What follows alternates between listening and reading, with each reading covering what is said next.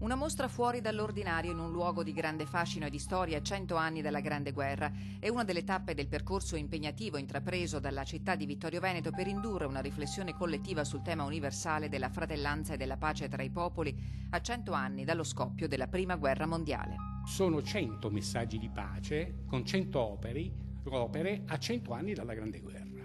11 artisti davvero di fama internazionale che con il loro fare artistico danno questo sentimento di fratellanza, offrono questo sentimento di fratellanza e pace. La mostra sarà inaugurata domani alle 17:30. Di Brindisi, Zigaina, Celiberti, Calabrò, Faccincani, le opere tra le altre esposte a Palazzo Todesco.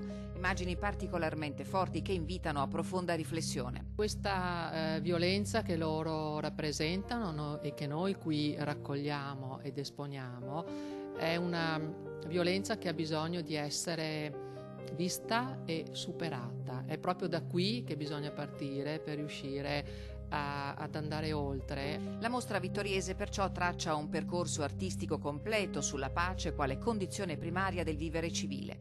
Significative e ricche di fascino le installazioni del maestro Giorgio Celiberti.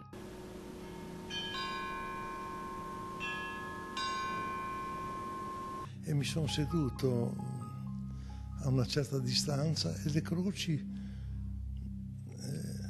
emettevano dei suoni così dolci, così che sembrava che ci fossero delle persone in un dialogo molto, molto commosso e molto rispettoso. Le opere saranno esposte fino al prossimo 10 gennaio. L'evento comprende anche laboratori didattici per gli studenti delle scuole primarie e secondarie, visite guidate e il coinvolgimento dei comuni che all'epoca della Grande Guerra si trovarono in prima linea.